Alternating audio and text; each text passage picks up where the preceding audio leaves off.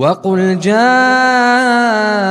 الحق وزهق الباطل إن الباطل كان زهوقا۔ السلام علیکم ورحمۃ اللہ وبرکاتہ۔ ان الحمد للہ نحمده ونستعینه ونستغفره ونعوذ باللہ من شرور انفسنا ومن سیئات اعمالنا من يهده الله فلا مضل له ومن يضلل فلا هادي له واشهد ان لا اله الا الله وحده لا شريك له واشهد ان محمدا عبده ورسوله ارسله بالحق بشيرا ونذيرا يا ايها الذين امنوا اتقوا الله حق تقاته ولا تموتن الا وانتم مسلمون يا ايها الناس اتقوا ربكم الذي خلقكم من نفس واحده وخلق منها زوجها وبث منهما رجالا كثيرا ونساء واتقوا الله الذي تساءلون به والأرحام إن الله كان عليكم رقيبا يا أيها الذين آمنوا اتقوا الله وقولوا قولا سديدا يصلح لكم أعمالكم ويغفر لكم ذنوبكم ومن يطع الله ورسوله فقد فاز فوزا عظيما أما بعد فإن خير الحديث كتاب الله وخير الهدي هدي محمد صلى الله عليه وسلم وشر الأمور محدثاتها وكل محدثة بدعة وكل بدعة ضلالة وكل ضلالة في النار فأعوذ بالله السميع العليم من الشيطان الرجيم بسم الله الرحمن الرحيم فإن آمنوا بمثل ما آمنتم به فقد اهتدوا وإن تولوا فإنما هم في شقاق رب اشرح لي صدري ويسر لي أمري واحلل عقدة من لساني يفقه قولي رب زدني علما اللهم رب زدني علما اللهم رب زدني علما رب يسر ولا تعسر وتمم بالخير۔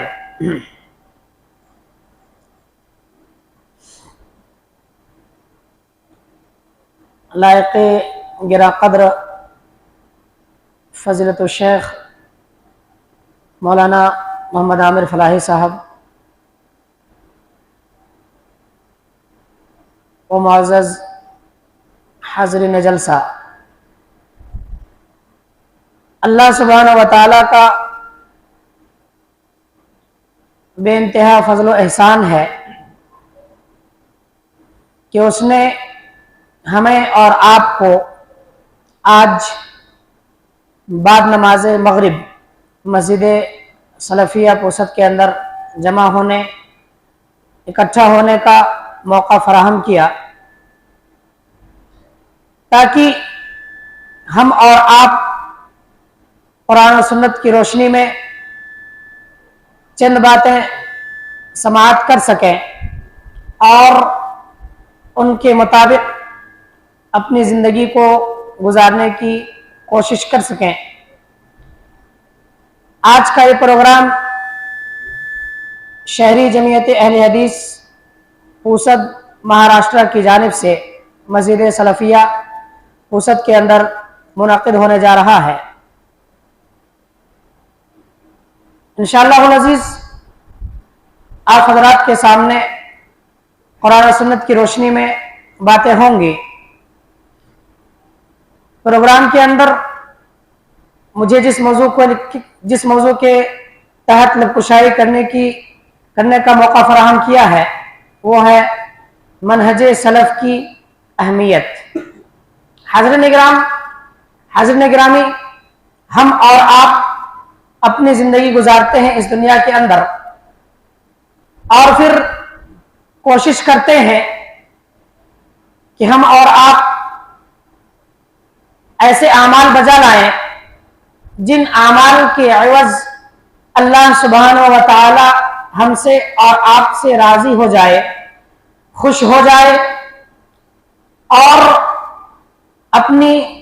رضامندی کے بعد ہمیں جنت سے سرفراز کرے کل قیامت کے دن ہمیں جنت نصیب ہو، جنت ملے، یہ ہم میں سے اور آپ میں سے ہر ایک کی کوشش ہے اور ہونی بھی چاہیے۔ ہماری زندگی کا مقصد بھی وہی ہے۔ چلیے آگے چلتے ہیں ذرا۔ وہ کون سا سبیل ہے، وہ کون سا طریقہ ہے جس طریقے کو اور جس سبیل کو ہم اور آپ اپنائیں گے، ان کے منہج کو، ان کے مقصد کو، ان کے طریقوں کو ہم اور آپ اپنائیں گے تو پھر دنیا اور آخرت دونوں جہان میں ہمیں اور آپ کو کامیابی نصیب ہوگی انشاءاللہ العزیز۔ جی ہاں، وہ منہج سلف ہے۔ آپ نے بالکل صحیح سنا کہ وہ منہج سلف ہے، جس منہج کو، جس طریقے کو ہم اور آپ اپنائیں گے تو پھر ایسی صورت میں ہمیں اور آپ کو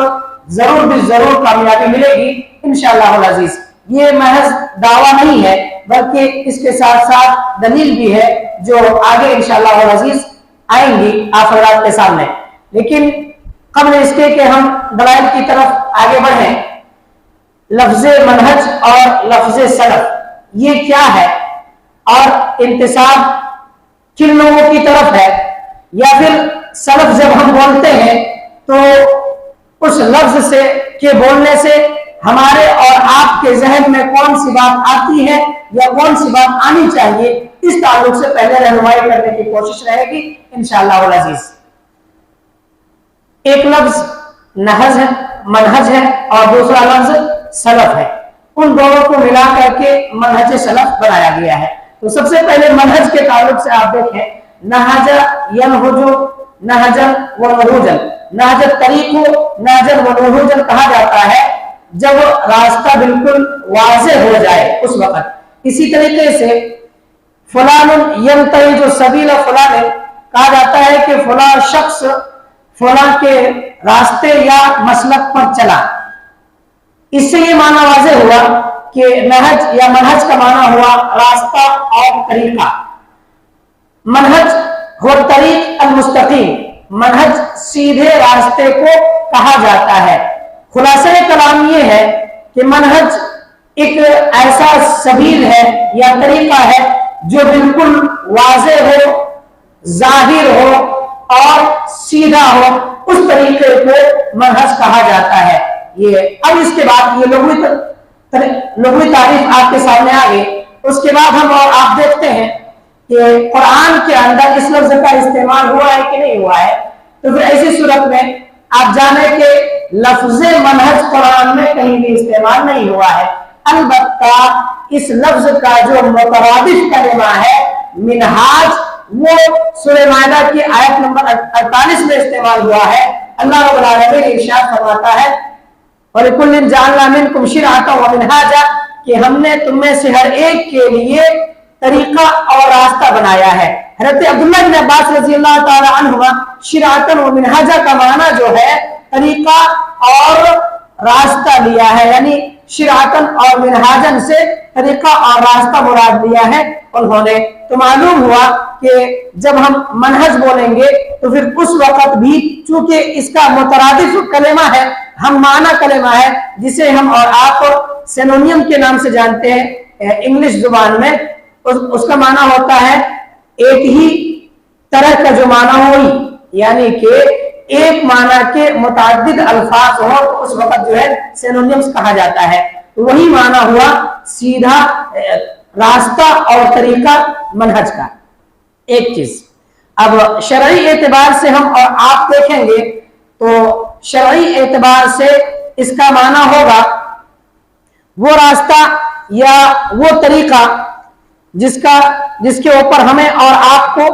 چلنے کی تلقین کی گئی ہے۔ شیخ الاسلام ابن تیمیہ رحمہ اللہ اپنی کتاب منہاج الاستقامہ کے اندر رقم طراز ہے کہ وہ اسلوب، بے مثال اسلوب جس کو لازم پکڑنا یا جس کو لازم پکڑ کر اعتقاد و عمل اور عبادت میں استقامت اور اعتدال کو حاصل کیا جائے، یہ منہج ہے۔ ایک بات۔ دوسری بات، امام غزالی رحمہ اللہ رقم طراز ہے یا امام غزالی علیہ رحمہ وہ یہ معنی مراد لیتے ہیں کہ وہ اسلوب جس کی اتباع ہر مسلمان اپنے اقوال و افعال، اعمال اور اعتقاد کے اندر مراد لیا کرتا ہے، یعنی کہ ہمارے اعمال کی بات جب آئے، اقوال کی بات جب آئے، افعال کی بات جب آئے، اعتقاد کی بات جب آئے، معاملات کی بات جب آئے، اور پھر اسی طریقے سے معاشرت کی بات جب آئے، اخلاقیات کی بات جب آئے، تو جن چیزوں کو ہم اور آپ بنیاد بنائیں، جس طریقے کو ہم اور آپ بنیاد بنائیں، اصول بنائیں، وہ منہج ہوا شرعی تعریف۔ اب اس کے بعد آپ دیکھیں خلاصہ ان تعریفوں کا، خلاصہ کلام یہ ہے کہ وہ شامل و مکمل نظام الہی جو تمام جوانب بشریت کو محیط ہے، یعنی انسان کی زندگی کے اندر جتنے بھی مراحل آتے ہیں، جتنے بھی جوانب آتے ہیں، ان تمام کے تمام کو محیط ہے، وہ حقیقی معنوں میں منہج کہلاتا ہے، ہم سے اور آپ سے وہ خارج نہیں ہے۔ اپنی زندگی گزارنے کے لیے بہتر سے بہترین بنانے کے لیے اسلامک زندگی کو جو طریقہ ہم اور آپ چنتے ہیں وہ منہج کہلاتا ہے۔ دوسرا لفظ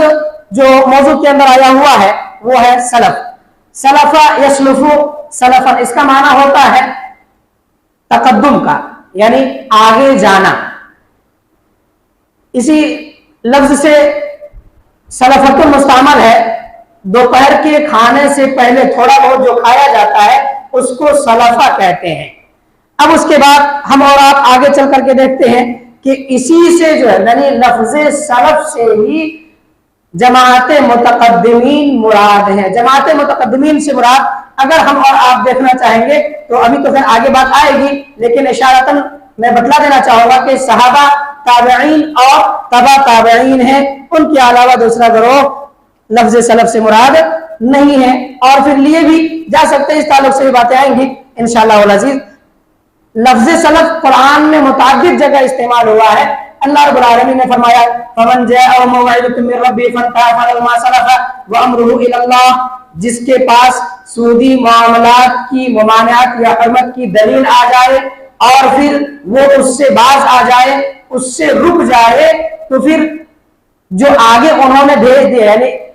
معاملات کے پہنچنے سے پہلے، حرمت کی دلیل پہنچنے سے پہلے جو بھی اس نے معاملہ کیا ہے اس کو اللہ سبحانہ و تعالیٰ درگزر کرتا ہے۔ تو یہاں پر لفظ سلف کا معنی ہے جو اس نے آگے بھیجا۔ اب اس کے بعد شرعی طور پر ہم اور آپ دیکھیں تو سلف جو ہے،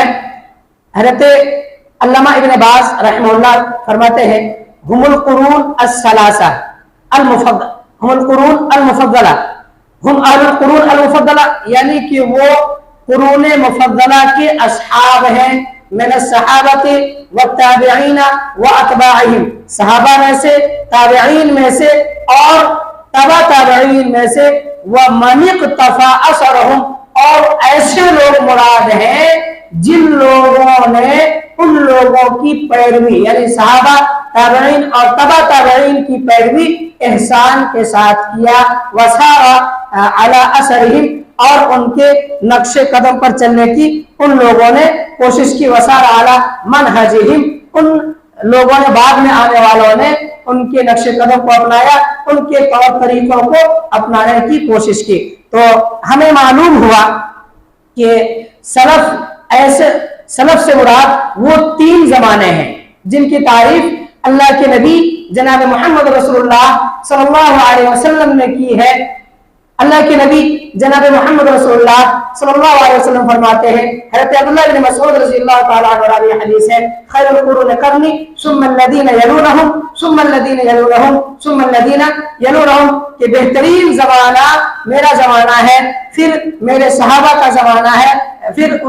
اس کے بعد آنے والا زمانہ، اور پھر اس کے بعد آنے والا زمانہ۔ اب اس کے اندر آپ دیکھیں کہ وہ زمانہ یا وہ زمانے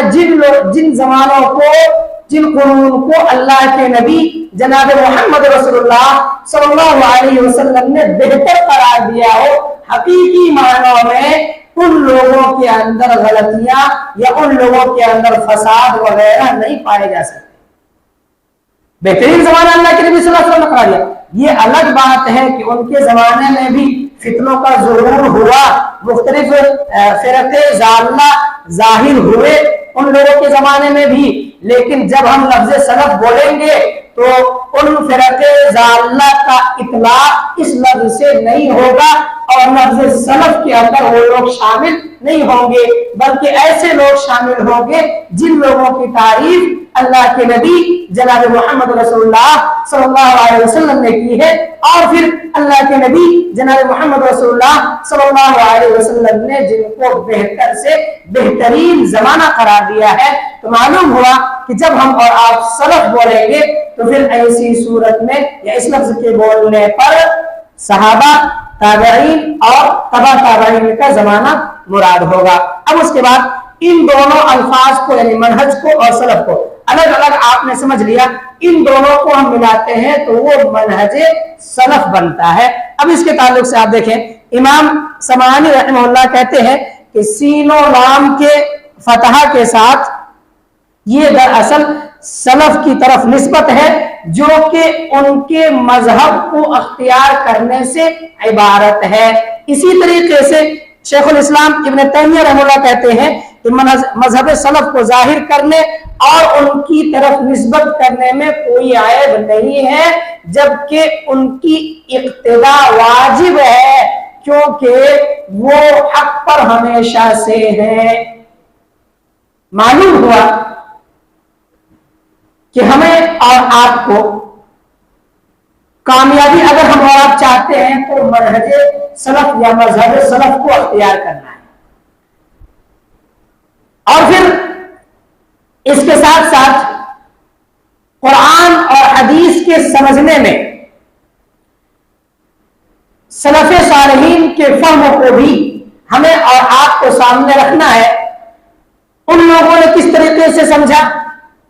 ان لوگوں نے کس طریقے سے عمل کیا، ان ساری چیزوں کو ہمیں اور آپ کو سامنے رکھنا ہے، اور انہی چیزوں کا نام منہج سلف کہلاتا ہے۔ جی ہاں، آپ نے منہج سلف کے تعلق سے یہ جانا کہ ہمارے سامنے ایسے روشن شاہراہ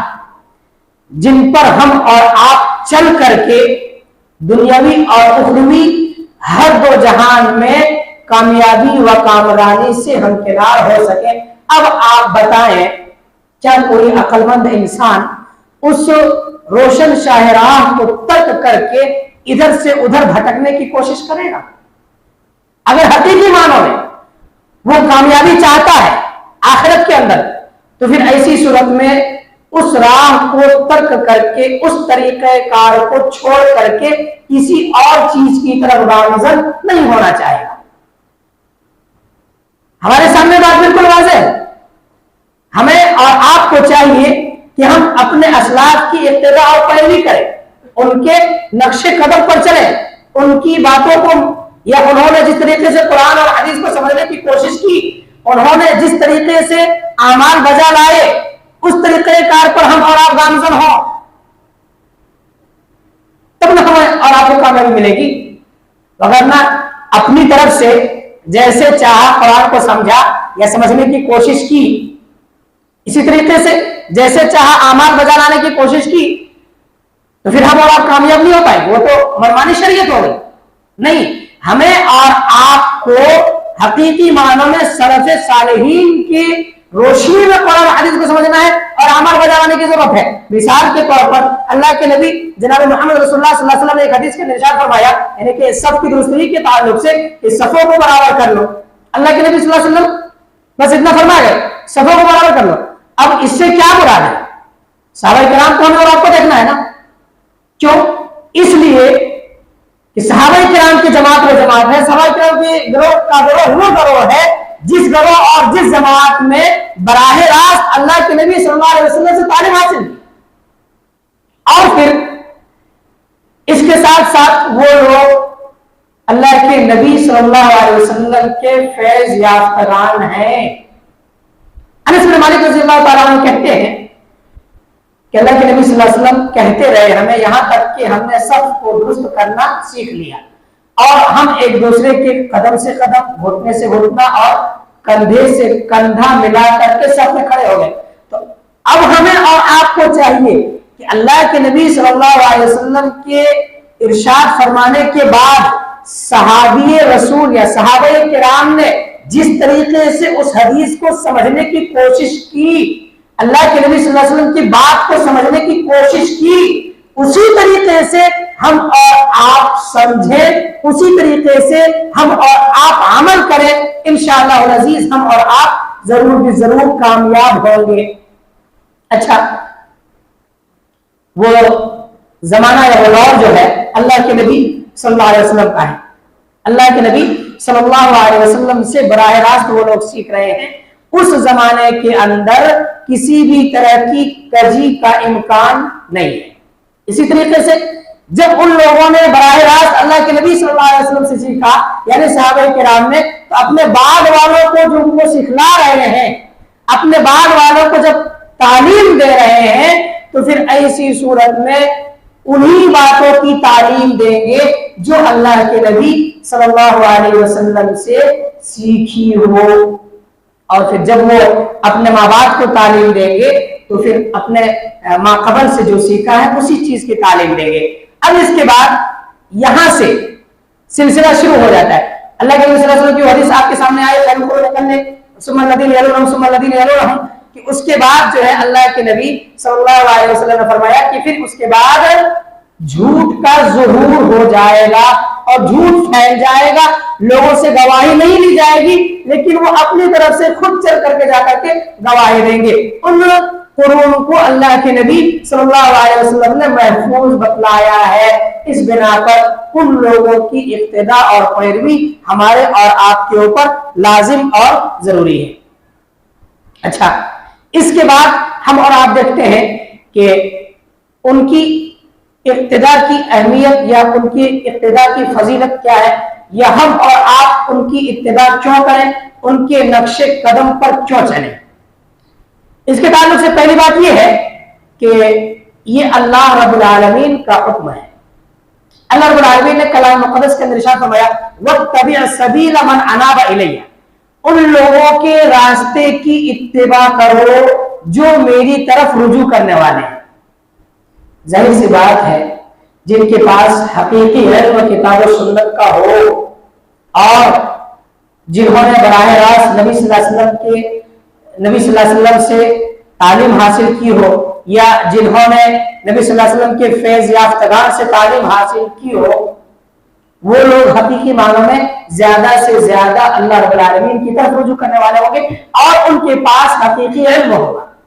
وَاتَّبِعْ سَبِيلَ مَنْ أَنَابَ إِلَيَّ، تو اس آیت کریمہ کے اندر اللہ رب العالمین اپنے اسلاف کی یعنی سلف صالحین کی اقتداء اور ان کی اتباع کرنے کا حکم دے رہا ہے. ہمیں اور آپ کو اس حکم کی بجاوری کرتے ہوئے ان کے نقش قدم پر چلنا ہے اور انہوں نے جس طریقے سے شریعت اسلامیہ کو سمجھنے کی کوشش کی ہے اس طریقے سے ہمیں اور آپ کو سمجھنے کی ضرورت ہے. دوسری بات کہ وہ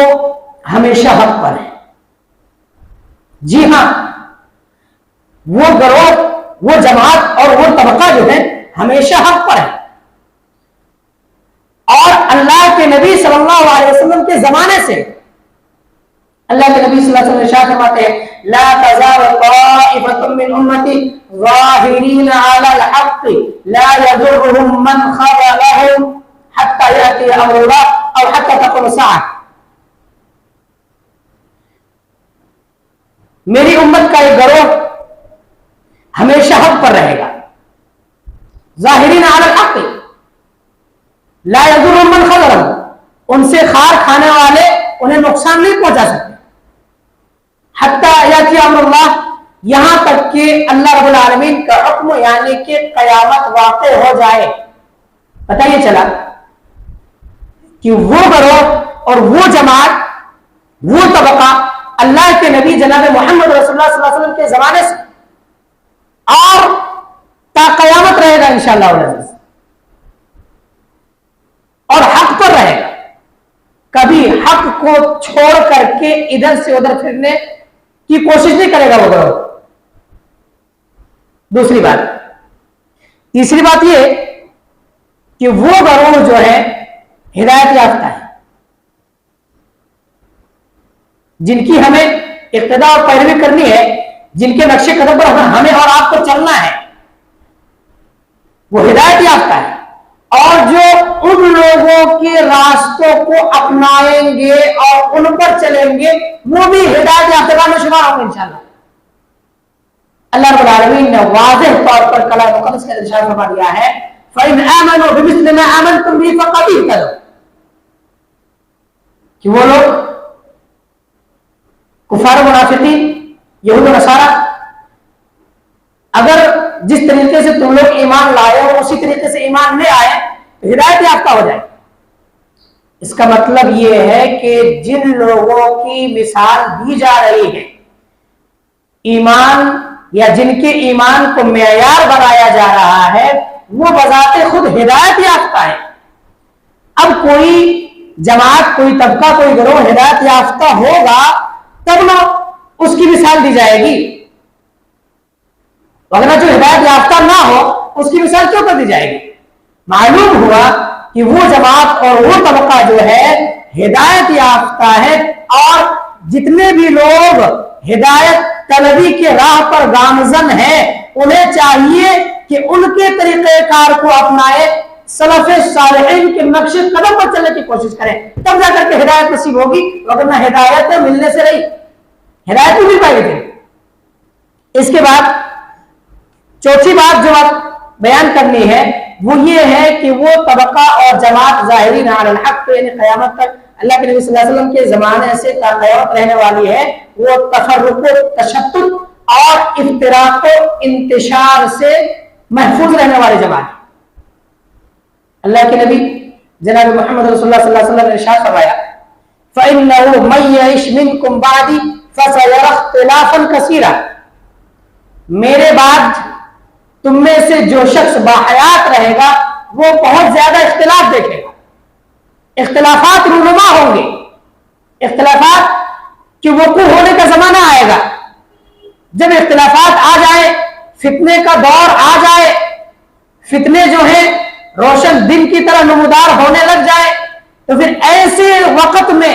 ہمیں اور آپ کو اللہ کے نبی جناب محمد رسول اللہ صلی اللہ علیہ وسلم نے ایک بات بتلائی ہے، علیکم بسنتی وسنت الخلفاء الراشدین المہدیین، اس وقت میری سنت کو اور میرے خلفاء راشدین کی سنت کو اپنا لیں. پتہ یہ چلا کہ جب فرقہ ضالہ کا ظہور ہوا اس سے پہلے، اور جب مختلف فرقے وجود پذیر ہوئے، وجود میں آئے، اس وقت ان لوگوں نے ان سے امتیاز حاصل کرنے کے لیے، ان سے دور رہنے کے لیے، ان سے الگ تھلگ رہنے کے لیے اپنا نام جو ہے اہل السنہ والجماعہ رکھا. سلف صالحین نے اپنا نام اہل السنہ والجماعہ اس وقت رکھا جب خارجیہ، جہمیہ، معتزلہ، ماتریدیہ وغیرہ فرقہ ضالہ کا ظہور ہوا، اس وقت جو ہے اہل السنہ والجماعہ رکھا تاکہ ان سے امتیاز ہو جائے. لیکن جب ان لوگوں نے بھی یا دیگر فرقہ ضالہ نے اپنا نام اہل السنہ والجماعہ رکھنا شروع کر دیا تو اس وقت ان لوگوں کا نام اور بھی بڑھ گیا. دوسرا، حدیث کے اندر جو ہے، حدیث کو جب آپ دیکھیں گے تو اللہ کے نبی صلی اللہ علیہ وسلم نے فرمایا ایک حدیث کے اندر ستفترق امتی علی 73 فرقۃ، کہ میری امت کے لوگ 73 فرقوں میں بٹ جائیں گے، کلہم فی النار الا واحدہ، ان میں سے ہر طبقہ کے لوگ جہنم کے اندر داخل ہوں گے، جہنمی ہوں گے، الا واحدہ، سوائے ایک کے. قیل ومن هی یا رسول اللہ، اللہ کے نبی صلی اللہ علیہ وسلم سے سوال کیا گیا کہ اللہ کے رسول وہ کون ہے؟ تو اللہ کے نبی صلی اللہ علیہ وسلم نے ایک موقع سے جواب دیا ما انا علیہ و اصحابی، کہ وہ جماعت ہے، وہ گروہ ہے جو ان باتوں پر عمل کرنے والے ہوں گے جن پر میں ہوں اور میرے صحابہ کرام ہیں. دوسرے موقع سے اللہ کے نبی صلی اللہ علیہ وسلم نے جواب دیا وہی الجماعت، کہ وہ جماعت ہے. اور پھر اس کے بعد اللہ کے نبی جناب محمد رسول اللہ صلی اللہ علیہ وسلم نے کسی دیگر الفاظ کے ساتھ بھی جواب دیا ہے. تو اس طریقے سے سلف صالحین کے نام ان الفاظ سے پڑھتے چلے گئے. اور ابھی جو ہے آپ کو اہل الحدیث اہل الاثر، اہل سنہ والجماعہ، اس طریقے سے متعدد الفاظ یا متعدد نام مل جائیں گے ان لوگوں کی روش کو، ان لوگوں کے طور طریقوں کو اپنانے والوں کے۔ تو میں یہ بتلا رہا تھا کہ وہ لوگ جو ہیں افتراء اور انتشار کے دور میں تفرق و تشدد سے محفوظ رہنے والے ہیں، اور جب وہ بذات خود محفوظ ہیں تب جا کر کے ان لوگوں کی اقتداء اور ان لوگوں کی پیروی کا حکم اللہ کے نبی جناب محمد رسول اللہ صلی اللہ علیہ وسلم نے ہمیں اور آپ کو دیا ہے۔ یہ افتراق اور انتشار سے محفوظ رہنے کی دلیل بھی ہے، اور اللہ کے نبی جناب محمد رسول اللہ صلی اللہ علیہ وسلم کا حکم بھی ہے کہ حالات کتنے ہی زیادہ نازک کیوں نہ ہو جائیں، دنیا تمہاری مخالفت پر کیوں نہ اتر جائے، لیکن تمہیں جو ہے خلفائے راشدین المہدیین یا جو ان کے نقش قدم پر چلنے والے ہیں ان لوگوں کے طریقہ کار کو ترک نہیں کرنا ہے۔ جو بات بتلائی گئی میرا زمانہ، اس کے بعد والا زمانہ، اس کے بعد والا زمانہ، ان لوگوں کے نقش قدم کو ہمیں اور آپ کو کسی بھی قیمت پر ترک کرنے کی ضرورت نہیں ہے۔ زمانے والے ہمیں لاکھ برا بھلا کہیں، ہمارے ساتھ برا سلوک کریں، ہمیں گالیاں دیں یا کچھ اور بھی معاملہ کریں، لیکن اس کے باوجود بھی اگر ہم اور آپ کامیابی چاہتے ہیں، حقیقی معنی میں اخروی کامیابی یا دنیا کے اندر ہدایت یافتہ ہونا چاہتے ہیں، ہدایت یافتہ میں سے اپنے آپ کو شمار کرنا چاہتے ہیں، تو پھر ایسی صورت میں ہمیں اور آپ کو چاہیے کہ ہم اور آپ ان کی اتباع اور پیروی کریں اور کسی بھی طرح سے ان کے خلاف اعمال بجا لانے کی کوشش نہ کریں۔ جب کوئی بھی معاملہ آ جائے، جب کوئی بھی بات آ جائے تو پھر سب سے پہلے شریعت کے معاملے میں ہم اور آپ دیکھیں کہ اس تعلق سے قرآن اور حدیث کے ساتھ ساتھ سلف صالحین کا کیا طریقہ کار رہا ہے، اور ان کے فہم کے مطابق معاملات کو سمجھنے کی کوشش کریں۔ انشاءاللہ العزیز ہم اور آپ ضرور بھی ضرور ہدایت یافتہ ہوں گے، اور پھر ہم اور آپ ضرور بھی ضرور گمراہی سے بچ جائیں گے۔ یہ چند باتیں آپ حضرات کے سامنے منہج سلف کے تعلق سے بتلانے اور بیان کرنے تھی۔ اللہ سبحانہ و تعالیٰ سے دعا ہو کہ پروردگار عالم ہم تمام لوگوں کو حقیقی معنوں میں سلف صالحین کے نقش قدم پر چلنے کی توفیق عطا فرما۔ اللہ العالمین ہمیں قرآن و حدیث کو فہم سلف کے مطابق سمجھنے اور ان پر عمل پیرا ہونے کی توفیق عطا فرما، آمین۔ اقول قولی ھذا استغفر اللہ لی ولکم ولسائر المسلمین واستغفروہ انہ هو الغفور الرحیم، واخر دعوانا ان الحمد للہ رب العالمین۔ السلام علیکم ورحمۃ اللہ وبرکاتہ۔